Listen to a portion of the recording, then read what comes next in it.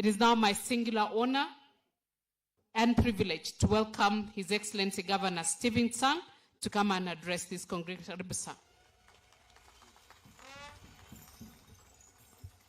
Asante sana, Deputy Governor. Your Excellency, the Prime Cabinet Secretary, Dr. Mudavadi, the Principal Secretary, the Principal, the Chair, colleague leaders, graduates, our parents, and the entire Kaiboi National Polytechnic fraternity. Good afternoon. I know time is gone.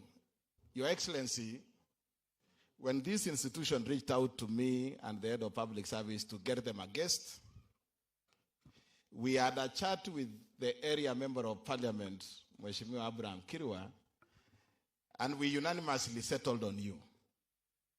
One, because of the role that you do in the running of our government, but more particularly because of the friendship that you have had with this county and this constituency. And I want to thank the institution and yourself, because when the initial date was 7th, and when we realized that your schedule would not allow, we persuaded you to give us this day. And in a very special way, I want to thank the principal and the chairman and the Kaiboi National Polytechnic fraternity for being flexible to allow us to move the graduation from Friday to Monday to accommodate your schedule, Your Excellency, and that today you are here. And we want to thank you in a very special way. Tumpigie makofi Daktari PCS. Secondly, Your Excellency, I know again the same institution might come for us next year. I want to load that responsibility of getting us the next graduation chief guest to you. Wewe ndio utatutafutia the chief guest at next graduation. The second graduation at Kaiboi National Polytechnic will be by yourself, Your Excellency. And most likely, the guest I hear they want to have here might be the head of state, His Excellency, the President of the Republic of Kenya. So, sisi tunakupatia hiyo juhudi, na hii ni notice ya 1 year ahead. I am sure you can be able to work within the 1 year ahead of you to get us that guest. And the reason, Your Excellency, why we also need the head of state to visit us here is because of two things.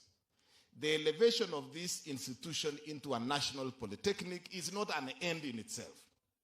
It is the start of a journey. The institution here requires infrastructure upgrade and support and expansion so that then we can be able to meet the status of a national polytechnic.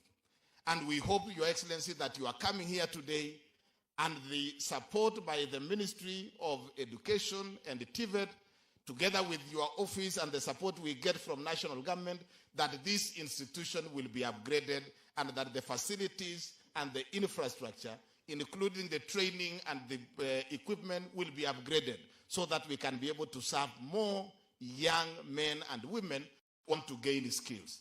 Today, and I want to congratulate the graduates, 1,611 who are graduating today. Pongezi, congratulations on your achievement. But I'm sure in the next phase of things, we will be having over 2,000, over 3,000 graduates in this institution.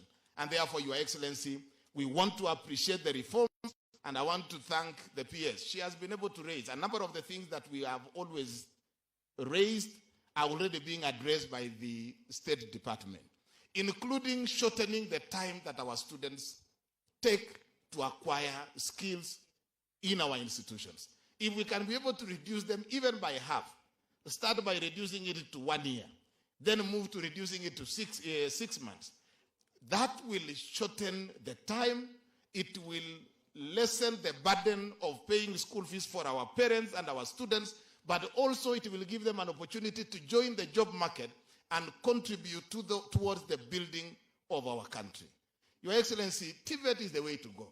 There is no country in the world that has industrialized outside the purview of TVET and skills. And therefore, if this country has to industrialize, be able to create jobs for our young men and women, then we must be able to put our emphasis within TVET training institutions and we are excited with what is happening nationally.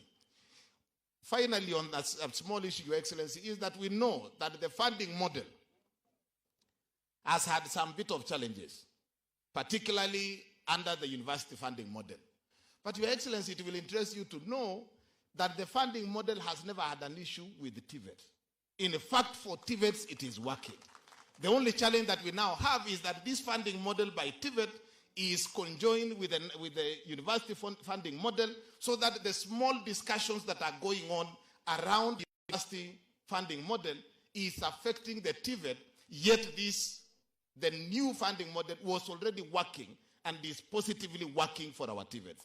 If we can find a way of separating, so that then the funding model under TVET institutions can be rolled out full blast, while the discussion around fixing here and there the few issues around the university funding model can be addressed. So, Your Excellency, we are asking that even as you take this message, let us separate and allow the TVET funding model to be rolled out, because already it is an improvement from the current funding model. It's likely to support a lot of our children and our students within our TVET institution.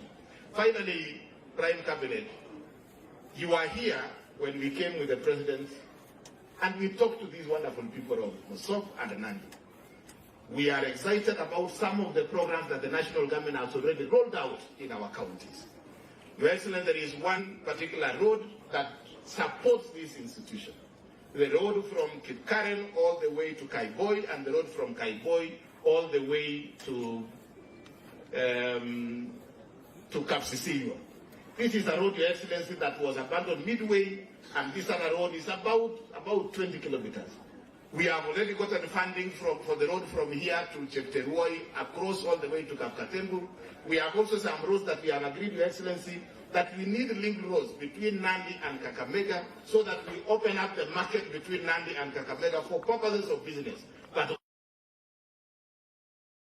the people in Rift Valley to take advantage of all the development programs and the institutions in Kakamega and the ones in Nandi. We are asking, Your Excellency, that you give priority, particularly to this inter-county road network that is going to open up the space and allow our children and our people and our business people to do business across the counties for the good of our people.